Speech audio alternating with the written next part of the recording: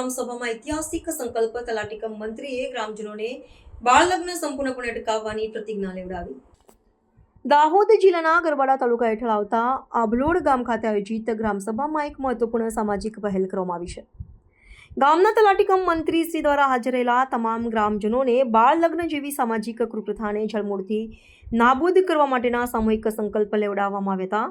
આ પહેલનો મુખ્ય હેતુ ગામ લોકોમાં કાયદાકીય અને સામાજિક જાગૃતિ ફેલાવવાનો તથા સગીર વયની દીકરીઓના જીવન અને શિક્ષણના અધિકારનું રક્ષણ કરવાનો છે।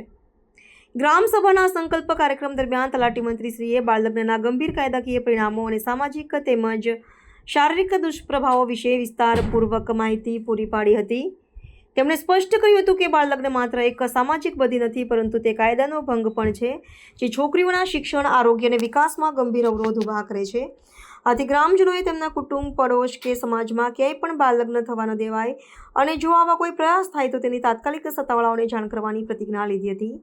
અબલોડ ગામની આ ગ્રામસભામાં લેવાયેલા સામૂહિક સંકલ્પ રાજ્ય સરકારના બાળલગ્ન મુક્ત ગુજરાતના સંકલ્પને વધુ બળ પૂરું પાડે છે। ગ્રામજનોએ ઉત્સાહભેર અભિયાનમાં ભાગ લઈને સમાજ પ્રત્યેની તેમની જવાબદારીનું પ્રદર્શન કર્યું હતું।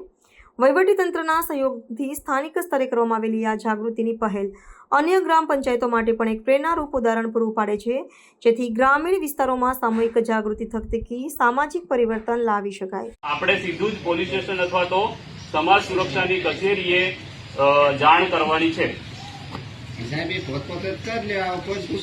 પોતપોતે નહીં પણ એ ગુનો બને છે ને, જવાબદારી માતા પિતાની આવે। પછી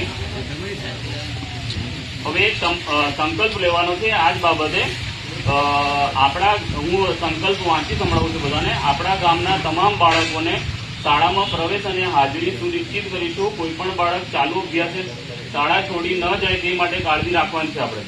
આપણા ગામના તમામ બાળકોની નિયમિત રીતે સ્વાસ્થ્યની કાળજી લેવા આરોગ્ય ચકાસણી અને રસીકરણ કરાવીશું।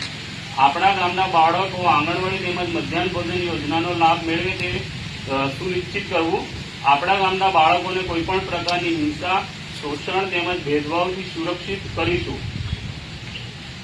આપણા ગામને બાળ વિવાહ મુક્ત ગામ બનાવીશું અને ગામમાં બાળ વિવાહ થતા અટકાવીશું। આપણા ગામનું કોઈપણ બાળક બાળ મજૂરી કરશે નહીં અને ગામને બાળ મજૂરી મુક્ત ગામ બનાવીશું।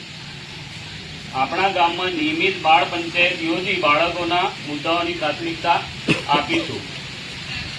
વિકસિત ભારતના સંકલ્પને સાકાર કરવા અમારા ગામને એક આદર્શ બાલ મિત્ર ગામ બનાવીશું, જ્યાં દરેક બાળક સ્વસ્થ, શિક્ષિત, સુરક્ષિત અને આનંદિત રહેશે। આ પ્રમાણેનું એક મતલબ આપણે આ કોન્સેપ્ટ પર કામ કરવું પડશે, કારણ કે સરકાર પણ હવે બાળકોના વિકાસ માટે ખાસ ધ્યાન હવે ગ્રામસભાઓ જેથી પેલી થશે એમાં બાળકોના જે બાળ લગ્ન જે પેલી છે લગ્ન થાય છે એ ખાસ આપણે અટકાવવાની જરૂર છે। કારણ કે આપણા ગ્રામ્ય લેવલે ઘણા બધા એવા કિસ્સાઓ છે કે છોકરીઓ એ લોકો મેચ્યોર થતી નથી ને એ પહેલા જ જતી રહે છે, બરાબર।